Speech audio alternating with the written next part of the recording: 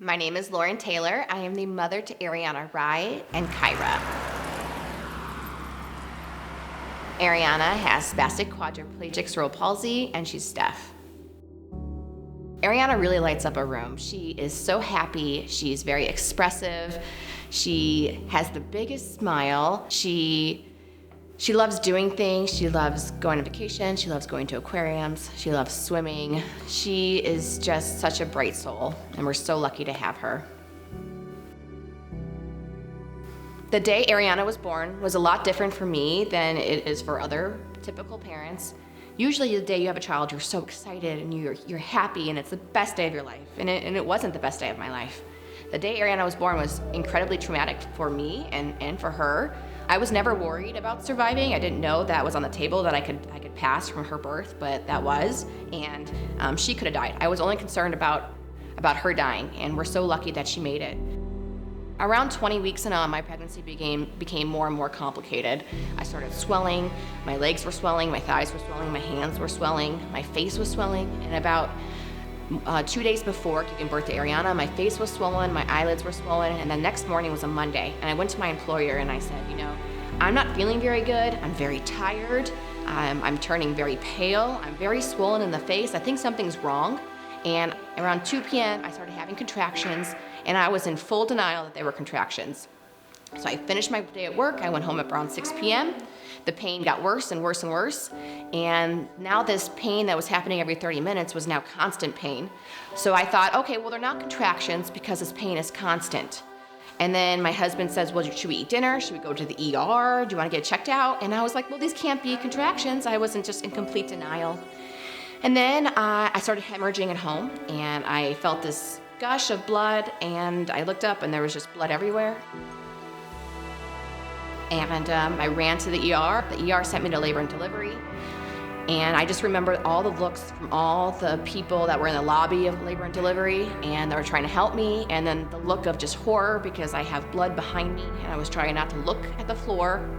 They take me in, they took care of me, they did all the testing, and then I remember sitting next to a lady who had a fetal Doppler on, and I heard her baby's heartbeat. So I remember thinking, well, this is nice, like I hear her baby's heartbeat, but my baby doesn't have one.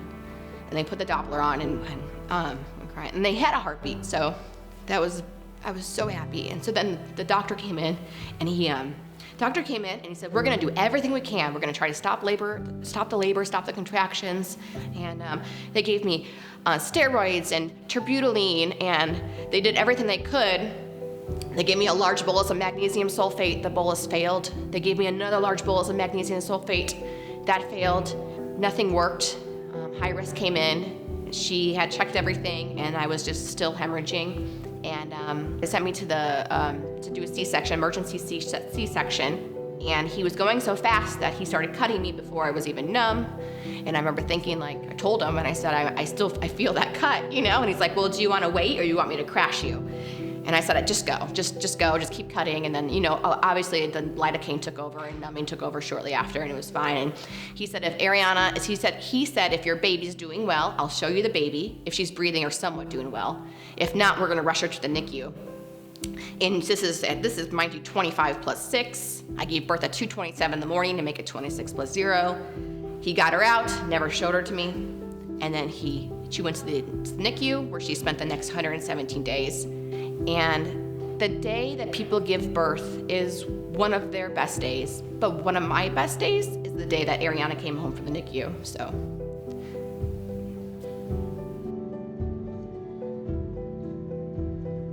Before Ariana's diagnosis, my perception was just very optimistic. We were very cautiously optimistic. My husband once said in the NICU, hey, if we go through 117 days of this was terrible, this was horrible, and it was a terrible experience, but hey, if she has a normal life after this, no big deal. We'll get through it, it's fine. And that's not really what our outcome was. And so when she got home, she started missing her milestones, lack of head control, not being able to grab, not reaching, not touching her face, not rolling over. And I knew something was wrong, and so I called my neurologist and I said, what are the odds of her having cerebral palsy at this time? And this was about 2 months after she got home. And she said they were great. She said most likely. And that was really hard for me to hear, and I cried. And then over the next year or so, I had this great cloud over my head. I tried to do it as much as I could for Ariana, but I was still very upset about her diagnosis, and it's hard to process. But what I want mothers to know is that the diagnosis does not change your child. It does not change anything about your child. The diagnosis just gives your child more opportunities to thrive. It gives her more therapies she can get. It gives her more equipment. It just gives her more ability to thrive with what she has. It doesn't change her. And so after the gray cloud passed, we just try to do everything we can for Ariana. We try to give her the best life. We try to do, she's a typical child for us, and we love her, and we try to give her every opportunity to thrive that we can.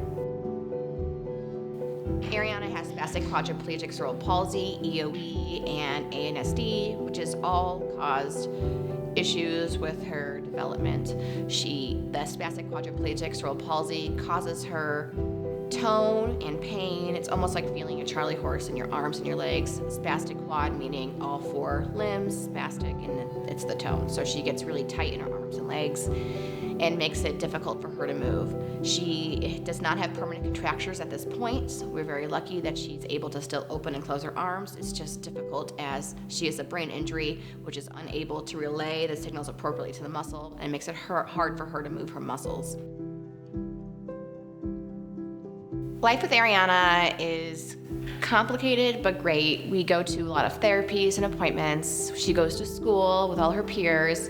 We do speech, physical, occupational therapy at home. We have a lot of appointments here in Las Vegas. We travel to Salt Lake City about 4 times a year for more appointments.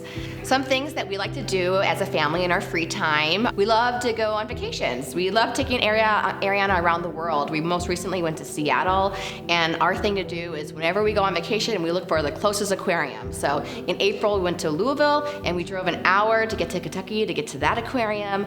That is our thing to do. But I think her favorite thing is going to an aquarium. She loves low lights. She's very sensitive to sunlight. She loves that she could see fishes from all different angles. Since Ariana has a difficult time holding her head up, I love that aquariums give her a bunch of different perspectives to see the fish. Ariana uses a lot of different pieces of equipment to thrive. Ariana uses the Zing Stander. Ariana uses a gait trainer. We use a tomato chair with a mobile base. Ariana uses a wheelchair. Ariana's first stander was a Zing MPS size 1. Ariana was 1 year, 11 months when she got her first stander. So just before her second birthday, we got it around Christmas time.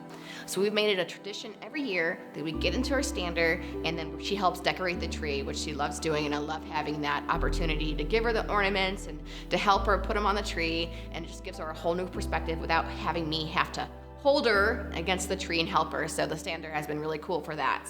We love taking the stander other places when we can. My husband has a truck, so we just throw it in the back of the truck and we go new places. One place that we love taking the stander is to Nevada Brew Works, our brew pub, and I love wheeling her out to the silo, and Dad likes to pull grain with her so she can see the grain fall, which she loves. It's a really cool sight. And we take the stander inside. She sees the pizzas being made. We roll her around the brewery, and we also take her in the back of the brew house, and she helps us brew beer back there. Not really, but she does. She likes getting that perspective of seeing what Dad does for work every day. So we love taking the stander to the brewery. That's been a lot of fun when we can do that. Some features of the Zing Stander that I love is being able to load her laying down. It's really pretty easy, and I can teach other people how to do it, so if somebody else is watching Ariana, they can easily do it as well. So it's very simple. You throw her in, and then we put the harness on, put the belt on, get the feet in, and me and my husband can do it in about 30 seconds together these days, and it's also easy to take her out. So that's what I love about the Stander.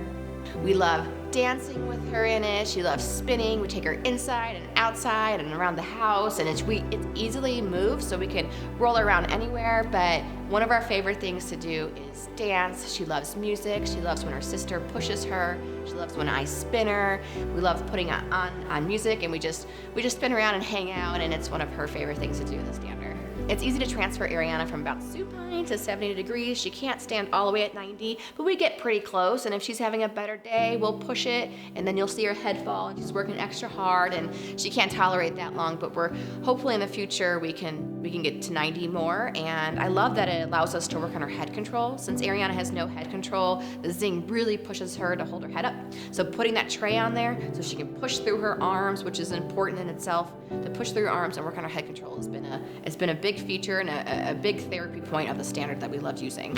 It makes me so happy to see Ariana improve. Ariana just got the Zing MPS size 2, and the first time we put her in it, it fit her so well that she was using her arms in the right spot. She was trying to lift her head, and I can see her just really trying to move, and I know that it only takes so many times for her to finally get that head control, and to see her work towards that is amazing, and I know she's gonna get there one day, and I know the Zing helps her get there. What you guys can do to help support Ariana or to help support other disabled children is by supporting our foundation, which helps support other disabled children get equipment that they need. The Ariana Rye Foundation is a 501c3 nonprofit that we started in honor of Ariana. It's been so difficult to get Ariana the equipment she needs. Insurance refuses to cover so many different items. We've been denied for bath chairs and just regular sitting chairs even. So we started this foundation knowing that we can donate a portion of our profits from the brewery to the foundation, that we always have that little bit of income to give to other kids. So if we can help other kids, we want to be able to do that. Nevada Brew Works is a family-owned company. We started it 3 years ago. We just arrived upon our 3-year anniversary. Ariana was really a catalyst to us opening this brew pub. We knew we wanted to give her a better life. We have a beer named after Ariana on tap called the Ariana Rye IPA. We donate a portion of proceeds from that beer to our foundation that we started. Nevada Brew Works is really linked to the Ariana Rye Foundation. We donate a portion of proceeds from not only her beer, but we also choose a different disabled child to put on tap every quarter. Nevada Brew Works, we really try to give back to the foundation from our brewery. We don't buy equipment for Ariana for our foundation. We don't cross that line, but we just help other kids that need it, that are in need of equipment. So whether it's buying an Ariana Rye IPA beer from our brewery, or it's by buying a Bailey Dunkelweizen or a t-shirt or something, it all supports our foundation to help get these kids equipment. If you want to help support Ariana, just come to Nevada Brew Works and have a pizza with your family. That helps support us, give Ariana a better life. As we are a small business, and everything counts and everything matters, and so that helps support us. If someone was interested in learning more about Zing, you can visit zingstanders.com or even go on Instagram at Zing Standers.